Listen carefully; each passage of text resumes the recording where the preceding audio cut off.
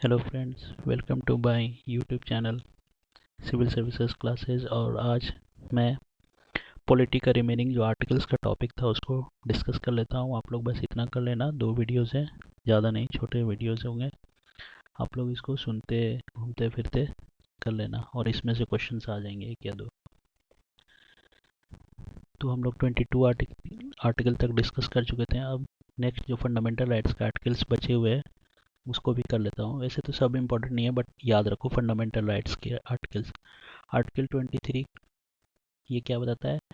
ये बताता है ह्यूमन ट्रैफिकिंग से प्रोहिबिशन, मतलब ह्यूमन ट्रैफिकिंग करना नहीं कर सकते हैं। और फोर्स लेबर, ठीक है, कुछ भी बेकिंग कराना या फोर्स लेबर करवाना ये सब नहीं हो सकता है। ये कौन प्रोहिबिट करता है? आर्टिकल 23।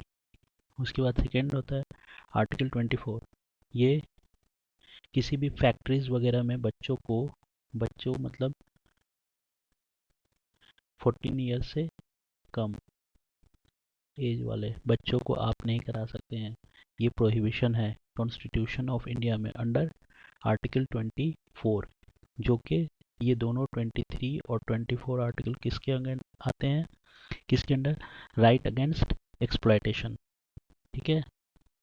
उसके बाद आते हैं ये आर्टिकल 25, 26, 28, ये right to religion, freedom of religion, ठीक है।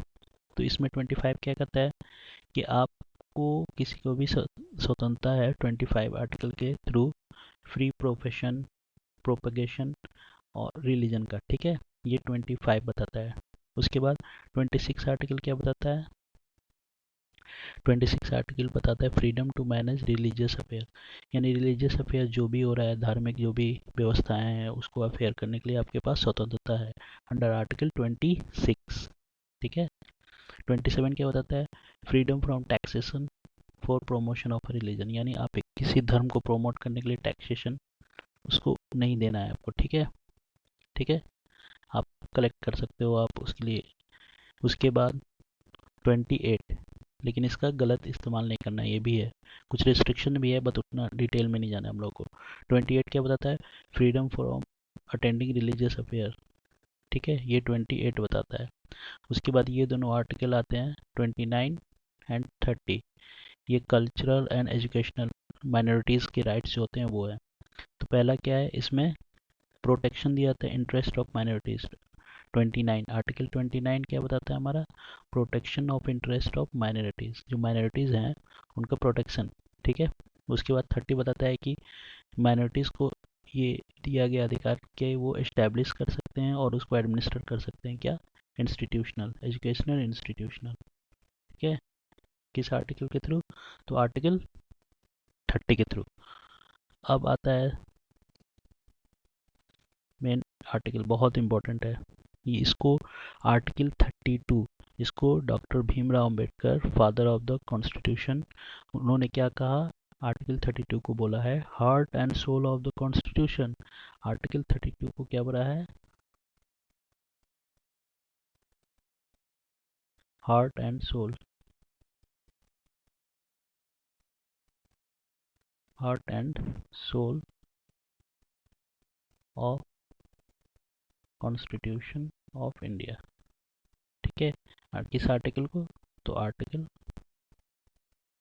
32, ठीक है। इसको याद कर लो। और इसका यूज़ क्या कहता है? इसके अंडर में आते हैं रिट्स। वो 5 रिट्स क्या हैं मैं बताऊंगा अभी। पहला है habeas corpus, mandamus, prohibition, certiorari and quo warranto, ठीक है। तो इतना डिटेल में जाना है, मतलब जो सुप्रीम कोर्ट जो रिट्स इशू करता है वो किस आर्टिकल के थ्रू, ऐसे भी पूछ सकता है, तो आर्टिकल 32 के थ्रू। उसी तरह हाई कोर्ट का जो पावर है रिट इशू करने का, वो किस आर्टिकल के थ्रू आता है? 26। तो ये दोनों को एक साथ मैंने लिख दिया इसलिए। आर्टिकल 32 के थ्रू आपका फंडामेंटल राइट का वायलेशन हो सकता है, तो आप डायरेक्ट सुप्रीम कोर्ट जा सकते हो बिना हाई कोर्ट गए, अगर फंडामेंटल राइट्स का वायलेशन हो रहा है तो। और आर्टिकल 226 के थ्रू आप हाई कोर्ट में रिट के, हाई कोर्ट रिट इशू करता है, हाई कोर्ट जा सकते हो, ठीक है। तो ये एक्चुअली इसको बताया heart and soul of the constitution किसने, ये पूछता है भीमराव अम्बेडकर, आर्टिकल 32। नेक्स्ट आता है हमारा 39A 39A 39A क्या बताता है? 39A उतना इंपॉर्टेंट नहीं है बट याद रख लो, equal justice and free legal aid. Article 39 है equal justice and free legal aid. Article 40 बार बार पूछ रहा है ये एनटीपीसी में, बहुत वनडे एग्जाम पूछता है। ये क्या बताता है? आर्टिकल 40 बताता है ऑर्गेनाइजेशन ऑफ विलेज पंचायत। ये किस में आता है? हमारा 36 से 51। ये क्या आता है? ये हमारा है डीपीएसपी, ऐसे भी पूछ सकता है। Directive principle of state policy, नीति निर्देशक तत्व, किसी राज्य की नीति निर्देशक तत्व। ठीक है, ये किस पार्ट में है? तो part 4 of the constitution of India. Okay, तो इसमें जो इम्पोर्टेंट आर्टिकल है वो क्या बता रहा है? आर्टिकल 40, जो कि हमारा इसमें 3 है बेसिकली, गांधीयन ये प्रिंसिपल है। ठीक है, मैं उतना डिटेल में नहीं जाना आप लोग को, ये स्टेट पीसीएस या यूपीएससी के लेवल में पूछा जाता है। तो आर्टिकल 40 क्या बताता है? ऑर्गेनाइजेशन ऑफ विलेज पंचायत, ये गांधीयन प्रिंसिपल के अंडर में आता है। Article 44 important, very very important, बार बार पूछ रहा है। आर्टिकल 44 किस लिए आता है? तो uniform civil code, uniform civil code अभी किस स्टेट ने लॉन्च किया है? करंट में पूछ सकता है, तो उत्तराखंड ने। पहले से किस स्टेट में था? तो गोवा में। उसके बाद आता है आर्टिकल 50। आर्टिकल 50 क्या बताता है? Separation of judiciary from executive, यानी जुडिशरी का एग्जीक्यूटिव से सेपरेशन। ये कौन सा आर्टिकल बताता है? आर्टिकल 50।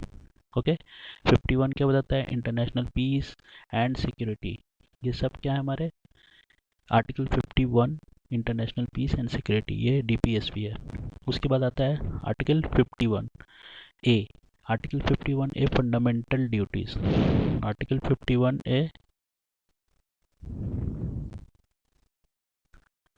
क्या बताता है हमारा? Fundamental duties. मैं ये भी बताता, पूछ सकता है। ये किस में आता है? पार्ट 4 ऑफ ए। किस अमेंडमेंट के थ्रू जुड़ा गया? 1976 कॉन्स्टिट्यूशनल अमेंडमेंट है ये, 1976 में है। ठीक है,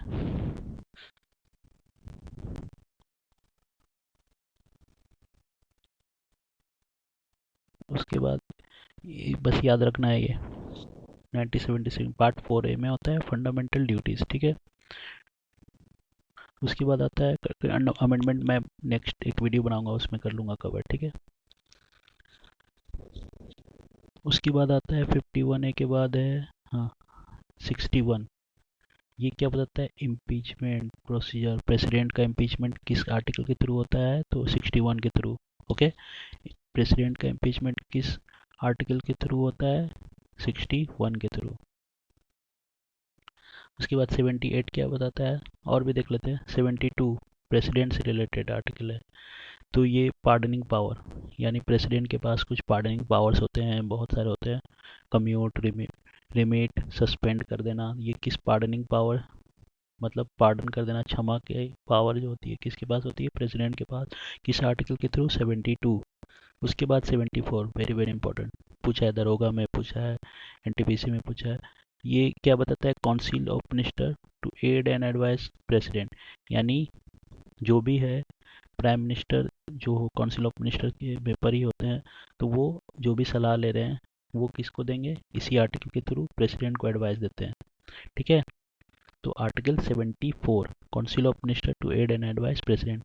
उसके बाद 76 attorney general of India, attorney general of India, article 76 attorney general of India. उसी से रिलेटेड आर्टिकल स्टेट के लिए अटॉर्नी जनरल यूनियन के लिए होते हैं। और 165 आर्टिकल बताता है एडवोकेट जनरल ऑफ स्टेट।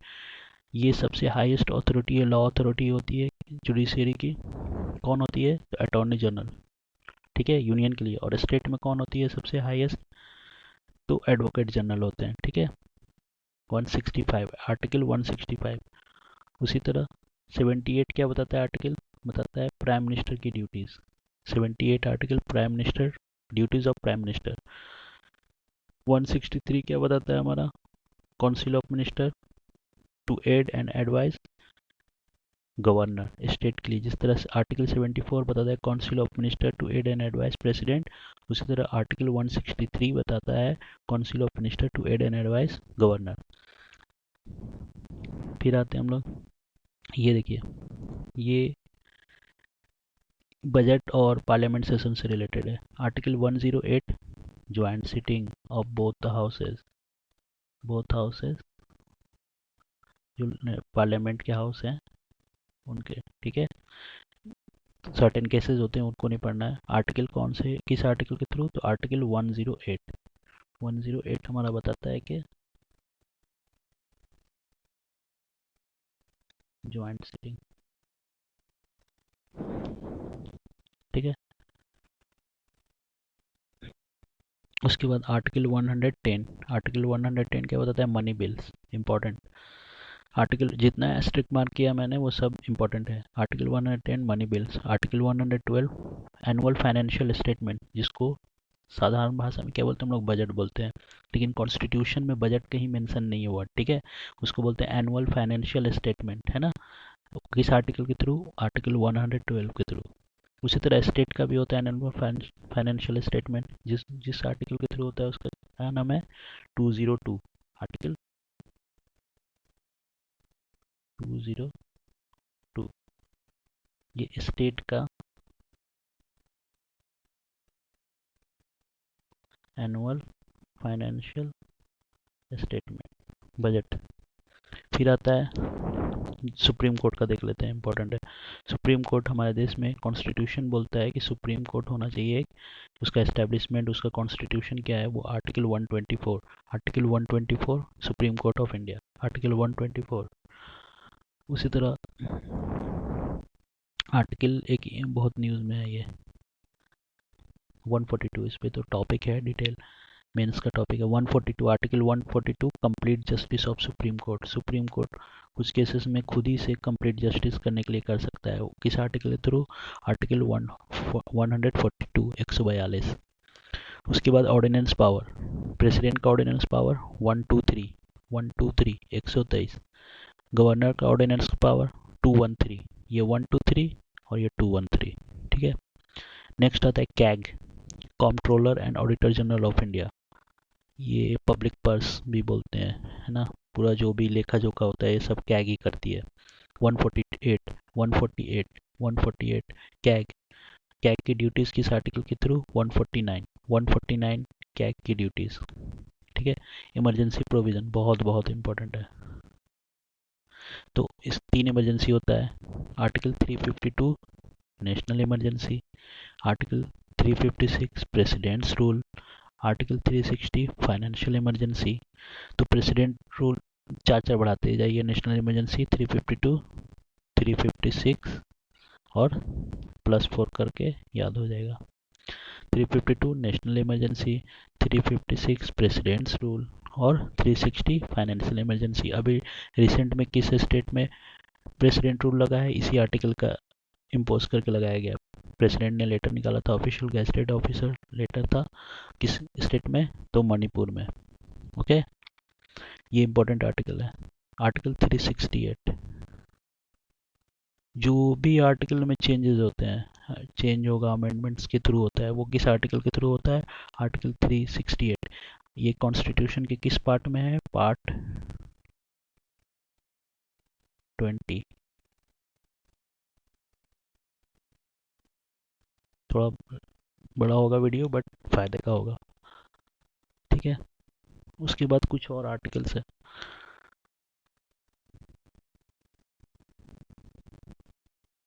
ये आर्टिकल मैं बता देता हूँ। जैसे कंपोजिशन ऑफ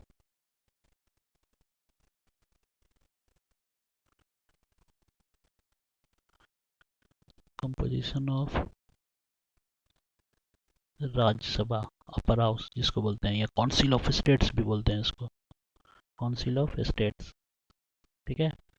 तो इस ये किस आर्टिकल के थ्रू होता है, तो आर्टिकल किस में मेंशन है, आर्टिकल 80, आर्टिकल 80। उसी तरह कंपोजिशन ऑफ लोकसभा, ठीक है, पीपल्स हाउस भी बोलते हैं इसको, पीपल हाउस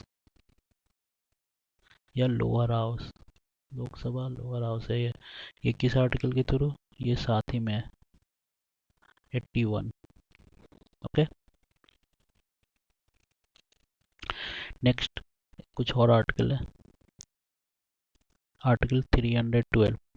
ये क्या बताता है, all India services. Okay, article 315 ये बताता है हमारा कि देश में यूनियन पब्लिक सर्विस कमीशन होना चाहिए या स्टेट में पब्लिक सर्विस कमीशन होना चाहिए, आर्टिकल 315 बताता है। उसके बाद एक इम्पॉर्टेंट, वेरी इम्पॉर्टेंट, हमेशा न्यूज़ में आता है, election commission. Election commission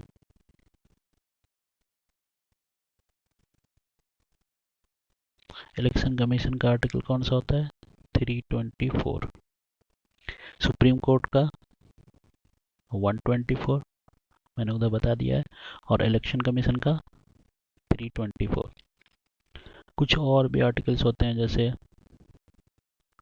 243 to 243 ओ, ये हमारा बताता है कि पंचायत,